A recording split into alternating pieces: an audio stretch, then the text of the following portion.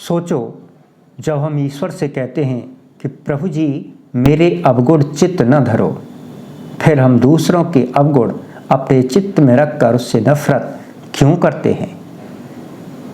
प्रकृति का यह अकाट्य नियम है कि यहाँ ज्ञान से ज्ञान बढ़ता है, ध्यान से ध्यान बढ़ता है, प्रेम से प्रेम बढ़ता है और पैसे से पैसा बढ़ता है। फिर क्यों हम सद्व्यवहार से सद्व्यवहार नहीं बढ़ा पाते। बड़ों की दुआएं और आशीर्वाद जीवन का असली धन है और यह धन धन से नहीं नमन से मिलता है। फिर यह हिसाब क्यों नहीं लगाते कि हमारे जीवन के बही खाते में हम यह धन कितना जमा कर पाए।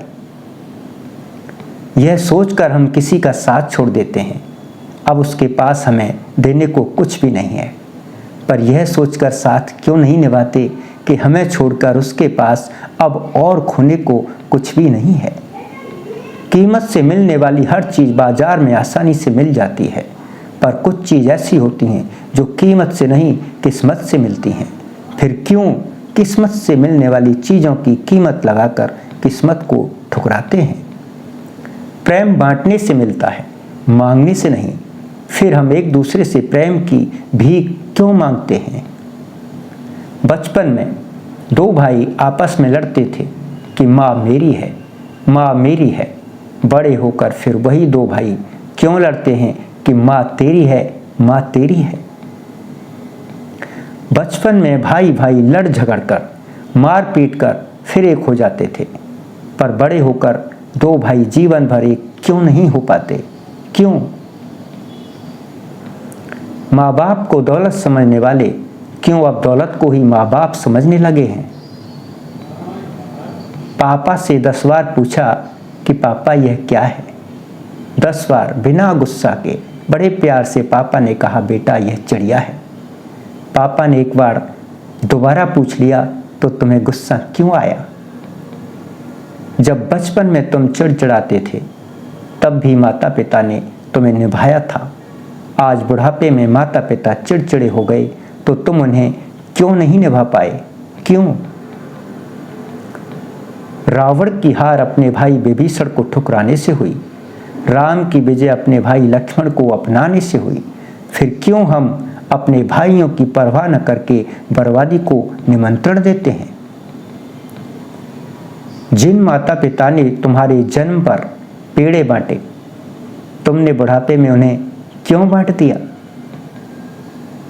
पड़ोसियों से जितना हंसकर हम बात करते हैं उतना हंसकर हम अपनों से बात क्यों नहीं कर पाते। पत्नी पसंद से मिलती है, माँ पुण्य से मिलती है, फिर पसंद वाली के लिए पुण्य वाली को क्यों रुलाते हो। माता पिता हमारे साथ रहते हैं, यह क्यों नहीं कहते कि हम माता पिता के साथ रहते हैं। माफ़ी मांगकर अपने को छोटा महसूस करने की जगह यह महसूस क्यों नहीं करते कि हमने बिखरते संबंधों को संभाल लिया है।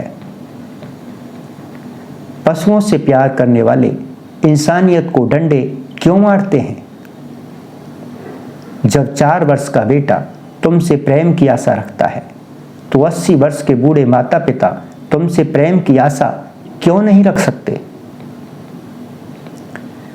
नाखून बढ़ने पर नाखून काटते हो, उंगलियां नहीं। फिर दुश्मनी बढ़ाने पर दुश्मनी को काटने की बजाय दुश्मन को क्यों काटते हो। किसी से प्यार करते समय हम उसकी बुराइयों को भूल जाते हैं, पर किसी से नफरत करते समय हम उसकी बुराइयों को क्यों नहीं भूल पाते। किसी को मूर्ख बनाते समय यह क्यों भूल जाते हो कि वह तुम्हें कितना समझदार समझ रहा होगा। मंदिरों में करोड़ों का दान करने वाले दानी घर में गरीब भाई बहन की सहायता करते समय कंगाल क्यों हो जाते हैं।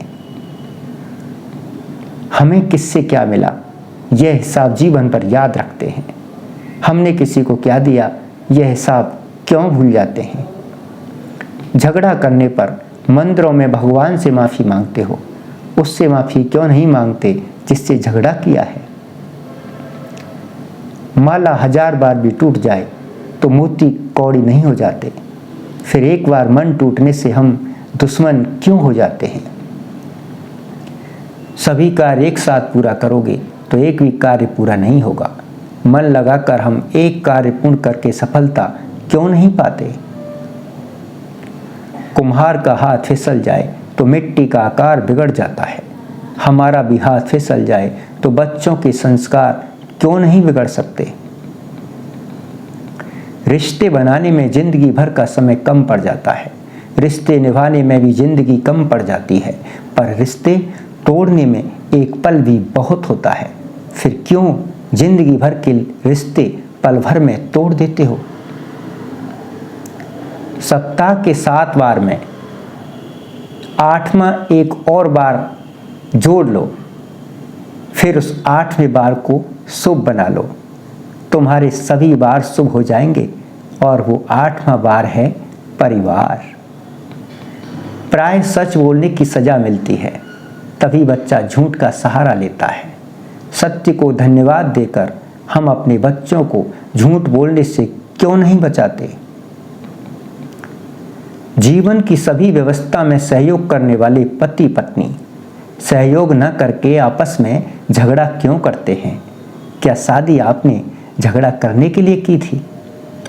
अपने बच्चों को उच्च शिक्षा और उच्च स्तरीय सुविधाजनक स्कूल दिलाने में हम सदैव आगे रहते हैं, फिर अपने बच्चों को बड़ों का अदब व सम्मान की भाषा सिखाने में हम पीछे क्यों हो जाते हैं?